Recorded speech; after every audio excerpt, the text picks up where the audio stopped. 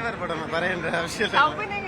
സൗബിനിക്ക് ഏറ്റവും വലിയ ദൈവം തന്നെ ഏറ്റവും വലിയ ഗിഫ്റ്റാ സൗബിനിക്ക് ഇങ്ങനെ ഒരു റോൾ കിട്ടിയത്. മോണിക്ക സോങ് അടിപൊളി സോങ്, അടിപൊളി ഫൈറ്റ്. പിന്നെ ഏതോ ഒരു വില്ലനക്ക് ഇങ്ങനെ ഒരു ട്വിസ്റ്റ് ഉണ്ടാവില്ല. ഇന്റർവ്യൂക്ക് മുമ്പ് ഒരു വില്ലനക്ക് ഞാൻ കണ്ടിട്ടില്ല. ആ ട്വിസ്റ്റ് പറയാൻ പാടില്ല, പറഞ്ഞാൽ അതിന്റെ രസം ഉണ്ടാവില്ല. ഞാൻ ഇതുവരെ കണ്ട സിനിമയിൽ ഇങ്ങനെ ഒരു വില്ലനക്ക് ഒരു ട്വിസ്റ്റ് ഉണ്ടായിട്ടില്ല. Soubin is blessed actually. അടിപൊളിയാ, പറയേണ്ട ആവശ്യമില്ല. നമ്പർ 1. ഇപ്പോ നമുക്ക് എത്രയോ മേഖലയുണ്ട്, എത്രയോ ഫീൽഡുണ്ട്.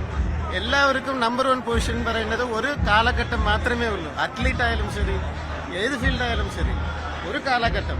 പക്ഷെ രജനി സാർക്ക് മാത്രം ആ കാലഘട്ടം ഇല്ല. 50 years നമ്പർ 1. ഇതിലൊരു കാര്യം നിങ്ങൾ ശ്രദ്ധിച്ച് കാണേണ്ട ഒരു കാര്യമുണ്ട്. നിങ്ങളെല്ലാവരും ബഹുമാനം തോന്നും. രജനി സാർ പോലെ ഒരു സൂപ്പർ സ്റ്റാർ ഇത്രയും വലിയ ബഡ്ജറ്റിൽ കുറെ മലയാളികൾ അഭിനയിച്ചിട്ടുണ്ട് ഈ തമിഴ് പടത്തിൽ. അത് ശ്രദ്ധിച്ചില്ലെങ്കിൽ എത്ര മലയാളം ആർട്ടിസ്റ്റ്. അടിപൊളി. അനിരുദ്ധ് പറയേണ്ട ആവശ്യമില്ല. അനിരുദ്ധ് രജനി സാറുടെ റിലേറ്റീവ് ആണ്.